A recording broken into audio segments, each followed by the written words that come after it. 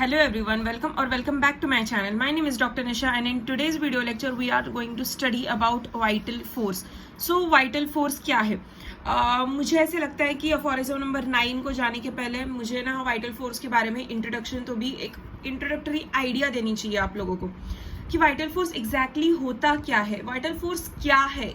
ये जो वाइटल और फोर्स, ठीक है, और वाइटल फोर्स को बहुत सारे नेम्स दिए गए हैं, तो what is exactly you mean vital force, ठीक है। तो हैनीमन ने या फिर बोनिंग हुसैन ने, रॉबर्ट्स ने, क्लार्क ने, सब लोगों ने वाइटल फोर्स की डिफरेंट डेफिनेशंस दी गई है। लेकिन today we are going to discuss the main 2 definitions या फिर main 2 points of vital force according to the Hahnemann and vital force according to the H.A. Roberts, ठीक है। So what is vital force, ठीक है। Vital मतलब it is the important, ठीक है। हम लोग जैसे बोलते हैं ना vital organs of your body, which are your vital organs of your body, lungs, kidneys, heart, brain, these are the vital organs of your body, right? other are also the organs, but ये जो है ना vital organs है। अगर brain dead हो जाता है then everything will be dead, right? अगर heart dead हो जाता है everything will be stopped, your heart stops pumping, imagine ना, you will declared as dead, okay? You will be no more to survive, or you will be no more in this world. You are like stone, you are equal to stone. This is what happens when your heart or the vital organ stop functioning, right? So this is the vital meaning. और force मतलब क्या? तो ऐसा vital force जो कि हमारी body को run कर रहा है, हमारी बॉडी को नॉर्मल या फिर हार्मोनियस स्टेट में रख रहा है, दैट फोर्स, ठीक है। देखो ऑक्सीजन, ठीक है, हम लोग ऑक्सीजन लेते हैं एयर से, वो किसी को दिखता है? नहीं दिखता, लेकिन we are alive on that oxygen only. अगर 1 मिनट के लिए भी ऑक्सीजन आपको नहीं मिलता, यू विल बी डेड। आप साइनोसिस में चले जाओगे एंड आपके लंग्स रिवर्ट फीडबैक एक्शन दिखाने लगेगी and you will be dead, lungs collapse हो जाएगी आपकी, right? So this is what the vital function, ठीक है। Oxygen is a vital function. तो ऐसा ही एक फोर्स है हमारी बॉडी के अंदर, हर एक इंसान के अंदर वाइटल फोर्स प्रेजेंट रहता है, जो भी अलाइव है, ठीक है, उनके अंदर वाइटल फोर्स प्रेजेंट होता है, right? So what you mean by this force? तो वाइटल फोर्स जो रहता है ना, फोर्स की एक बहुत ज्यादा हार्मोनियस स्टेट में रखने वाला, बहुत ज्यादा बैलेंस में रखने वाला, या फिर ऐसा जो स्टेट में हर एक इंसान को हेल्थ स्टेट मेंटेन करने वाला जो फोर्स रहता है, that is called as vital force. So Hahnemann sir क्या बोलते हैं? तो वाइटल फोर्स क्या होता है exactly? Vital force is a force which keeps your body alive, which keeps your body living or go through, right? इस force में क्या होता है? तो इस फोर्स में होता है कि ना, अगर फॉर एग्जाम्पल हैनीमन सर ने एग्जाम्पल क्या दिया था, देखो डेड बॉडी यहाँ पे साइड में रखो और लिविंग बॉडी यहाँ पे साइड में रखो, ठीक है। सो डेड बॉडी में भी ब्रेन रहता है, डेड बॉडी में भी हार्ट रहता है, लीवर रहता है, इंटेस्टाइन रहता है, everything is present in the dead body, that thing is also present in the living body, ठीक है। लेकिन डेड बॉडी मेटाबॉलिज्म नहीं कर सकती, डेड बॉडी ब्रीथ नहीं कर सकती, डेड बॉडी फंक्शंस नहीं कर सकती, उतनी ही फंक्शंस मतलब उतना ही अपोजिटली लिविंग बॉडी करती है। Like living body can talk, living body can walk, living body can do the movements, metabolism उनमें होता है, ब्रीथिंग होती है, उनमें सब कुछ चालू रहता है, ठीक है। एक्सक्रीटरी सिस्टम चालू होता है, एवरीथिंग इज गोइंग और everything is present in the living body. So this is what the difference in between the dead and the living. What when you will consider the dead, ठीक है, जब ये जो force है ना आपका stop हो जाता है, ये जो फोर्स है ना आप में से निकल जाता है, then it is called to be the dead, ठीक है। सो जब भी ये वाइटल फोर्स जो रहता है ना, ये ऐसी इक्विलिब्रियम प्लेन में रहता है, ठीक है।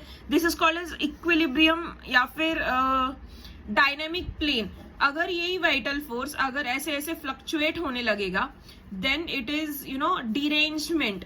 ये जो होता है ना वो डिसीज कंडीशन में चला जाता है, ये जो होता है वो हेल्थ कंडीशन में चला जाता है। ठीक है, आज के लिए तो इतना ही काफी है आपको अंडरस्टैंड करने में। जो भी मैं आपको बता रही हूँ इस लेक्चर में, तो उतना ही आप अंडरस्टैंड कर लो, बिकॉज इसके फर्दर वाला जो डेफिनेशन, इसके फर्दर वाला जो एक्सप्लेनेशन है, I will be taking in the next lecture, right. So इतना ध्यान में रखो कि हेल्थ में वाइटल फोर्स एकदम प्लेन में रहता है, डायनेमिक प्लेन में रहता है, where there is no fluctuation. ये जो फ्लक्चुएशन हुआ है ये पेन की वजह से हुआ है, so please avoid this. But ये जो प्लेन है ना, तो that is what health, and this is deranged, it is a disease condition, right. और हैनिमन सर ने क्या बोला है कि हैनिमन सर बोलते हैं कि मटेरियलिस्टिक बॉडी, मतलब आपकी जो मटेरियलिस्टिक बॉडी है, हार्ट, ऑर्गन्स, सारे वाइटल ऑर्गन्स, सारे वाइटल फ्लूइड्स, सो इसको हार्मोनियस स्टेट में रखने वाला जो फोर्स रहता है, इट इज इमटेरियल फोर्स। वो दिखता ही नहीं है। अगर किसी इंसान को देखो, एक फॉर एग्जाम्पल मैं अपने हिसाब से एक एग्जाम्पल देती हूँ आपको। नमक, एक जो होती है नमक वाली सब्जी होती है, दूसरी जो होती है विदाउट नमक वाली सब्जी होती है। So what you will prefer? नमक वाली सब्जी प्रेफर करोगे, पर आपको दोनों भी सब्जी में कोई डिफरेंस दिखेगा? नहीं दिखेगा, दोनों भी सब्जी सेम ही दिखेगी, लेकिन क्या फर्क रहेगा कि नमक का टेस्ट का फर्क रहेगा, right. This is what the vital force, नमक इन दैट सब्जी is a vital force in your living body. ठीक है, सो इतना ही ध्यान में रखो। ठीक है, यही सब कुछ हैनिमन सर ने बताया। This is according to the Hahnemann sir. और रॉबर्ट H.A. रॉबर्ट क्या बोलते हैं कि है ना, वाइटल फोर्स जो होता है ना वो 3 फॉर्म्स में रहता है। सो कौन से 3 फॉर्म्स में रहता है? तो मोशन में रहता है, डायरेक्शन में रहता है और बैलेंस में रहता है। ठीक है, ये वाइटल फोर्स का डेफिनेशन है, या फिर ये वाइटल फोर्स का एक्सप्लेनेशन है according to the H.A. Robert. ठीक है, मैं यहाँ पे कोपरे में लिख देती हूँ। ठीक है, and this is by doctor Hahnemann. Okay, now motion में क्या? तो वाइटल फोर्स जब भी रहता है पेशेंट में, तो वो पेशेंट मोशन में रहता है, right. He is living, walking, he is breathing, he is doing his day-to-day activities, he is moving, right? So this is what the motion present in the vital force, okay? And what is the direction? Now direction is like that child who has taken birth, he is having the milestones. ठीक है, he'll be breathe. He is capable of breathing, he is capable of passing his urines, passing his stools, he is capable of making some kind of voices, some kind of noises, right? So this is what direction. He is capable of growing, right? Growing in particular manner, मतलब अगर 9 साल का बच्चा है, 10 साल का बच्चा है, तो उसकी height according to the age बढ़ती रहेगी, उसकी weight according to the age बढ़ते रहेगा। So this is what the direction of growth, या फिर direction of a vital force of a growth to a growth. ठीक है, बैलेंस में क्या रहेगा? तो ही विल बी, अगर छोटा बच्चा है तो वो रोएगा, वो क्रैंकी हो जाएगा। ठीक है, अगर 20-22 साल के बच्चे हैं, लाइक फॉर एग्जाम्पल हम और आप लोग ले लो, हम लोग किसी भी छोटी छोटी चीज पे रोने लगोगे? नहीं। Will make those things complicated? No. हाँ, somehow we'll make the things complicated, or somehow we'll react to the things, but it is also the individual reaction. ठीक है, लेकिन बैलेंस में रहेंगे हम लोग, पागल की तरह नहीं बिहेव करेंगे हम लोग, सब कुछ छोड़ छाड़ के कुछ ऐसा डेंजरस रिएक्ट नहीं करेंगे, हम लोग बैलेंस में ही रिएक्ट करेंगे। हम लोगों का मेंटल और फिजिकल बैलेंस मेंटेन्ड रहेगा।